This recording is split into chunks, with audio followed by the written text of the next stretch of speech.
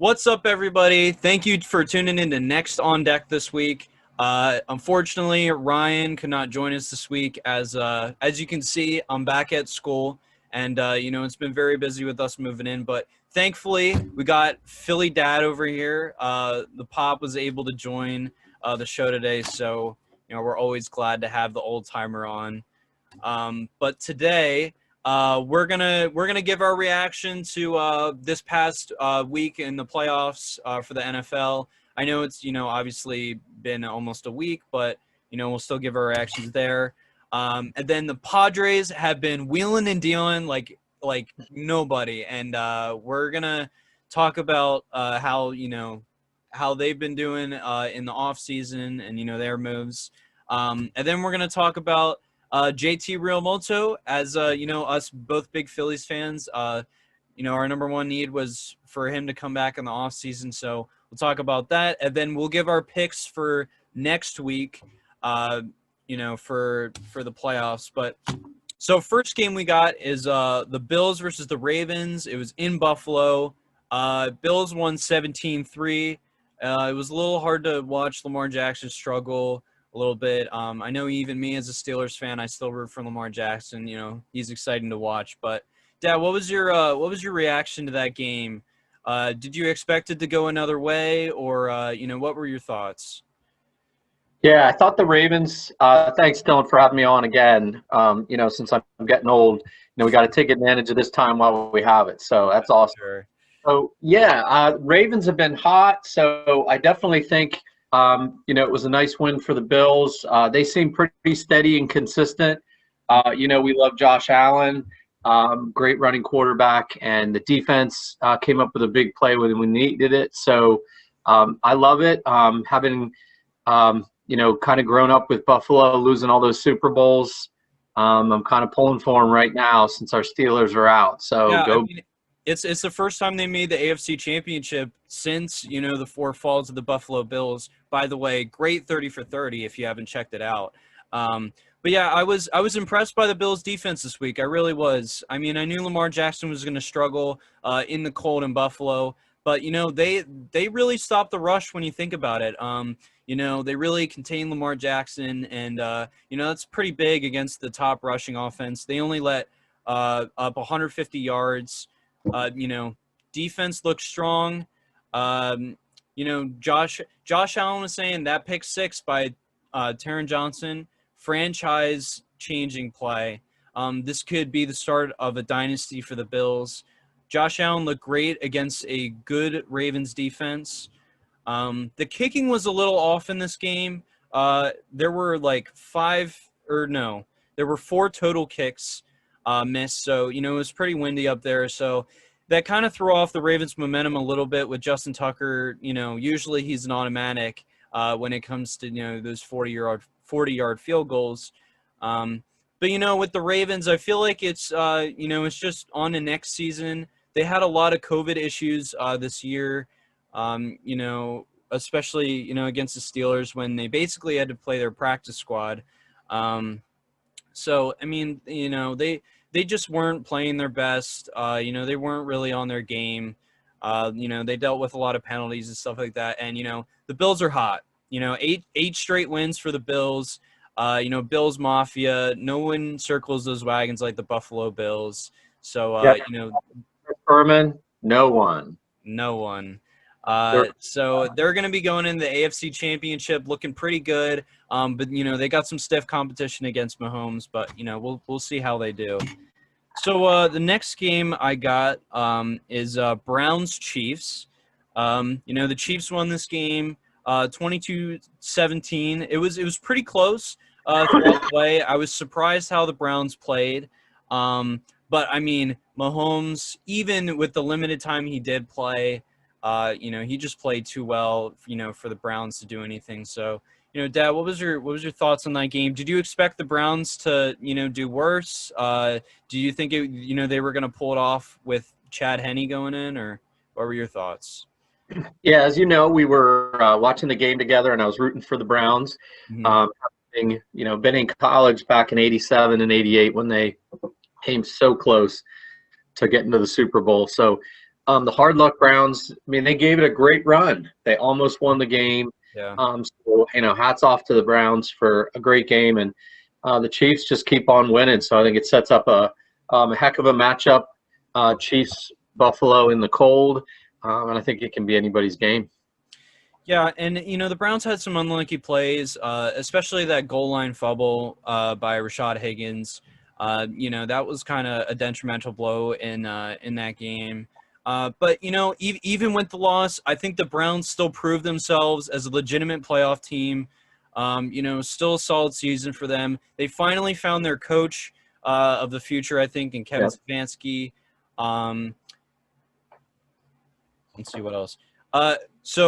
It's kind of hard to keep up with Mahomes, especially because if he keeps playing like this, he's going to be the greatest quarterback of all time. But he scored on every single possession that he had in that game.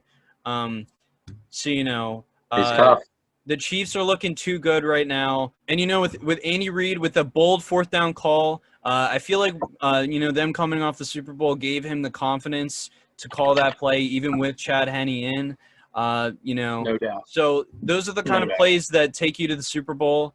You got to make those risky calls. But Chiefs, it was a great game. I'm honestly glad the Browns lost just because they beat the Steelers. I know that the Browns, they got their one playoff win, so they can enjoy that. Great game by the Chiefs. Thought they played well. That's it for the AFC. Now as we go on to the NFC, so we got the Packers-Rams game, which honestly, Dad, I thought it was going to be more of a blowout, but the Rams kind of stuck in it through a decent portion of that game. So what were your kind of thoughts watching that game? Well, definitely defense keeps you in it, and the Rams played tough, even with an offense that kind of hard to believe they made it this far. No running game, and really had trouble moving the ball. Yeah, especially with Goff's thumb, obviously on his throwing hand, and with Wolford out, that Rams offense just never really clicked. And the Rams defense, kept him in this game. Number one defense in the league. Jalen Ramsey played pretty well against Devontae Adams. I think that touchdown call was a little on the line, but when you have Aaron Rodgers as a quarterback, that's going to be a no call for sure. Yeah, in the end, it was going to be his game. He's playing at a level that not too many people, and I think putting him in position right now for the MVP. As you know, I've never forgiven him for beating the Steelers in the Super Bowl about 12 years ago now. You always have that grudge on the Packers. So I will not be picking the Packers later. Maybe to win, but definitely not with my heart. I won't be rooting for them. It was Aaron Rodgers just looked too good, even against the number one defense. And it was hard to put pressure on him. Because Aaron Donald was playing hurt most of that game. As you guys probably saw, he cried at the end of the game. Probably just from how much he hurt, emotionally and physically. But Cam Akers could not carry the Rams offense by himself. So, and the Packers defense, this is the best defense Rodgers has had in a while. And, that's the reason why they're the number one seed and, why they have home field advantage. So they're looking great, probably the Super Bowl favorites right now. They were just too much for the Rams. I don't think anybody expected them to win this game, but they played pretty well. They showed up in Lambeau and played a pretty decent game. So I think Rams fans should be happy either way. So now moving on to the Saints-Bucs game, which I think was probably the game I was most excited for that weekend. But Drew Brees just did not look himself. It's kind of, I feel like fans watching it kind of knew that this was the end for Drew Brees. So the Bucs took it 30-20. But Dad, what were your kind of thoughts watching that game? Yeah, I agree. Drew Brees has been he's been a class act over the years, and he held it together for my fantasy team this year until the end when he got hurt. But definitely a gutsy player, and I think He's earned his retirement. Definitely a cool moment at the end of the game, after the game, with Tom Brady throwing passes to his kids. Shows their deep respect for each other. And I'm sure we're going to be seeing Drew Brees around in lots of different, maybe as a coach or an announcer. He's just a class guy. But for some reason, TB12, it just can't keep him down. Here he is back again. Yeah, I mean, Drew Brees he just can't throw the ball down the field anymore, and you can only do so much. I know he's got some great weapons, but that Bucs defense is too good, to let Drew Brees run up the score on them, because his brain's still there. So against bad teams, he's going to be able to pick apart their defense. But again, the Bucs defense is too good. Created too many turnovers for the Saints. The Bucs had great field position. So that's how football games are won and lost. And the Saints, they had a couple really good punt returns by Deontay Harris, but one of the touchdowns got called back earlier on in the game, and I think that kind of shifted the momentum a lot, especially because that would have gave them kind of a kickstart for their offense. But Tom Brady and the Bucs, they're looking hot right now. They're gonna have a tough matchup in Lambeau. But they just couldn't stop Leonard Fournette out of the backfield. So Bucs played a great game. Hopefully this is kind of a sign that Drew Brees will retire. I don't think he should come back for another year. I feel like the Saints just got to move on and give Winston a chance. But yeah, so those were our thoughts for the playoff games this past week. All right, well, now we'll move into baseball, where the Padres have been making a ton of moves lately. They just recently traded for the Pirates ace Joe Musgrove.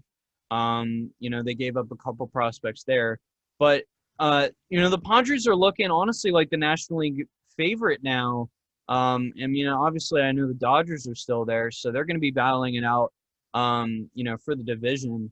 But, Dad, do you think the Padres are the NL favorites going into this year, with a much better pitching rotation? And, they still have the same bats from last year. So, what are your kind of thoughts on the Padres this year? Yeah, it sets up to be an interesting year, especially because they're in the same division with the Dodgers. So I definitely think, it's a pick 'em right now in that division with the moves they've made. Of course, we still have a little bit of time left in the offseason. So, we've got a few weeks before spring training if they don't delay it. So who knows what the Dodgers will do, if they're going to add anything else. I know they're trying to sign Justin Turner.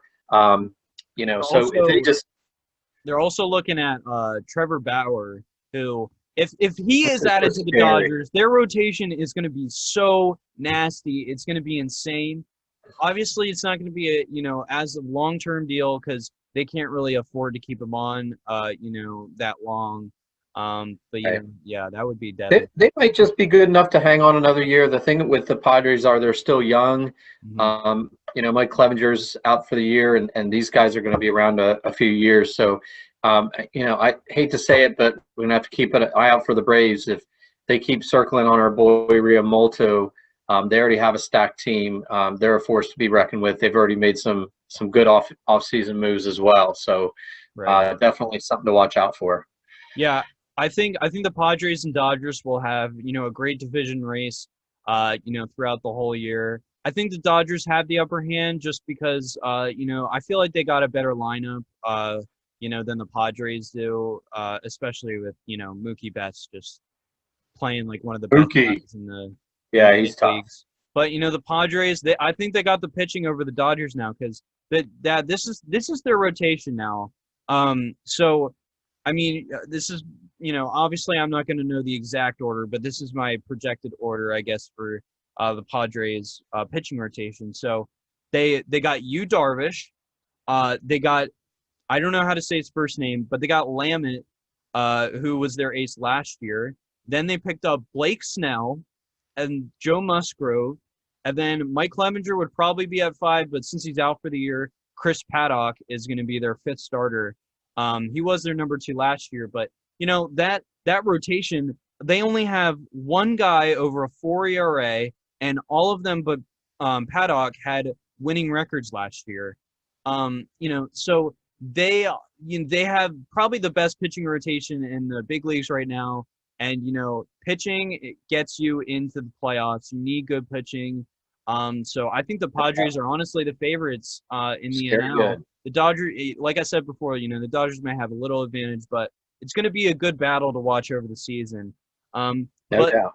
going back to what you said, speaking about JT Realmuto, Phillies offered him last weekend a 5-year, over $100 million deal.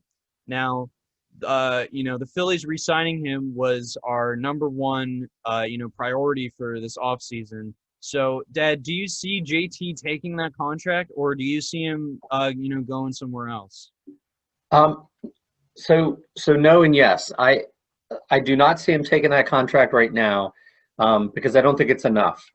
Right. So there are two things that I'm sure JT wanted to do, at least one of, going into this offseason. And one of those is to either break the record for the highest annual value contracts, which is $23 million a year by Buster Posey, or the overall for a catcher, which was Joe Mauer. So from what I've studied, it's not expected that the Mauer contract is going to be eclipsed at this point. Mm-hmm. But I definitely think they're going to have to give him at least $24 million. They can break the Posey deal, give him that record. So that would be $120 million. So I'm thinking 5 years, $120 million, maybe a little bit more. And I think that's the magic number. I do think the Phillies get it done. There's not a lot of competition right now. Mm-hmm. Certainly, if the Braves were to get him, Right. I'm going to throw away all my Phillies gear and just cry for a season. That's not actually true. Our whole basement is Phillies, so we wouldn't have anything left for decor. Yeah. But we'll see. Yeah, the Mets and Braves have both been pretty busy in the offseason, so the Phillies kind of have to get this deal done if they want to be in any conversation whatsoever for the playoffs. But like you said, there's not a ton of competition for Realmuto, as the Mets got James McCann early on in the offseason, so they're not really looking for a catcher. But this is the contract we kind of offered JT right before COVID hit. So I wasn't surprised that they offered this much. I was a little surprised that they just didn't offer more, because I feel like he's just going to give them the same answer, he gave them in the spring, which was, I need more money. So he's not putting up, Joe Mauer kind of numbers. He's still solid. He still hit a solid 265, 270 last year. He's one of the most consistent bats in our lineup, so we really do need to bring him back. So yeah, I agree with you. I see, him wanting more money. And we got to give it to him because we don't have to pay Arrieta anymore, as he's a free agent. So, I think we should push that extra money towards Realmuto, because bringing Didi back isn't as much of a priority. And plus, there's a lot more competition for Didi than Realmuto. So I agree with you. We got to offer him more money. Got to get him. Show him the money. Yeah. Show him the money. I know. So now we'll go back to football. As there's not really many headlines for the NBA this week, I won't really, cover that much. But so we'll give our picks for the Sunday games, which I was disappointed at, because when I woke up this morning on Saturday, I thought one of the games was going to be today, but both of them are tomorrow. Yeah. So first game we got Chiefs Bills in Kansas City. Dad, who are you taking? Do you think Mahomes is going to, continue his reign, or do you think Josh Allen and the Bills can surprise him? Well, I think it's really tough to repeat. I definitely think the Chiefs have the team for a dynasty or a mini dynasty. A lot of youth. It's hard to pick against Mahomes and Kelsey and Hill. But I just feel something about the Bills right now. Bills Mafia gave all that money to Lamar Jackson's charity. You gotta love that. Can they circle the wagons again? I'm going for it. We saw the 4 falls of Buffalo. It was showing today. It's been 26 years. I think it's time. I think the Bills are going back to the Super Bowl. I'm taking Bills over the Wow. Chiefs, closer than the experts think. Wow. Okay. I'm gonna have to strongly disagree with you here. I think Mahomes. I mean, you got some some good reasons. But I think the Bills are going to start the four falls again, except it's going to be the AFC Championship instead of the Super Bowl, where they just lose to the Chiefs every year.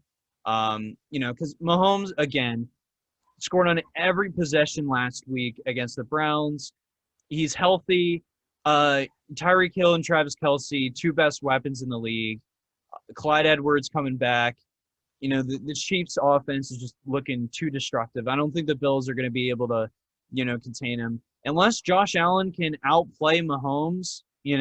By it doesn't have to be great, but if Josh Allen puts up 400 yards, can be able to run the ball, maybe they got a shot. But I'm gonna have to take the Chiefs here, for sure at home. I think we'll see them in the Super Bowl. But in the NFC, we got the Bucs in Green Bay. But do you see Rodgers going to the Super Bowl for the first time he's beat the Steelers, or do you think Brady's gonna once again, make it? Well, I think it's going to be hopefully a good game. Just like we were treated to last couple weeks. I want a close game. Hey, when two goats are playing each other, it's going to be a great game, especially Yeah, you got both great defenses. You got to love it. And, it's not like we have to root for Brady in his last year because he's probably going to play like another 7 years yet. So It definitely looks like it. he's got time. I think as much as I hate to do it, I think the Packers are too good. I think Rodgers is too good right now. He's got all the weapons. And as much as I hate to do it, I'm going with Green Bay. They're in Lambeau. That's going to be tough to pick against them. Tampa Bay, Green Bay. One's 80, one's probably 0. So I'm going in the snow with Green Bay. I think they may have snow. So Packers. This is a tough. So, Dad, this is a tough decision. But as some people saw earlier on Instagram, I'm calling for the upset. I'm calling the Bucs are going to beat the Packers here. I think the Bucs defense looked. I mean, they probably looked a little bit better because Drew Brees was playing against them. But if the Bucs defense can show up and contain Devontae Adams, I think they got a shot. Obviously when you have Tom Brady, you always have a shot. But I don't know. I see Tom Brady, just finding that inner goat, and I think he really wants. I don't know. I think he really wants to show it to Belichick and win the Super Bowl without him. Kind of show him that he can still do it without Belichick and home field advantage all the way through. So I think this is real. This game could really define him as the greatest quarterback of all time if he's able to win in Lambeau against the number 1 seed. With the Packers going. I know Antonio Brown's out for this game, but they still got Chris Godwin and Mike Evans, great weapons. Fournette's looking a lot better than he was in the regular season. So I'm going to take the Bucs here in Lambeau. I think they're going to be able to upset the Packers, and we're going to see a Tom Brady, Patrick Mahomes Super Bowl. Could be interesting, Dylan. That's a tough call. We need to put a bet on the line, I think, since we're making opposite picks this time. But we will see. Yes. Okay. Well, thank you, Dad, for coming on the podcast this week. Always glad to have you on. Really appreciate you filling in for Ryan. Next week, I will try to get Zach on, my best friend. I've been pestering him. As some of you know, he, doesn't answer his phone. So I've been pestering him for the last couple of days to try to find. Answer your phone, Zach. But yeah, so we'll try to get him on next week to talk some NBA. But thank you for tuning in to Next on Deck, and we'll see you next week.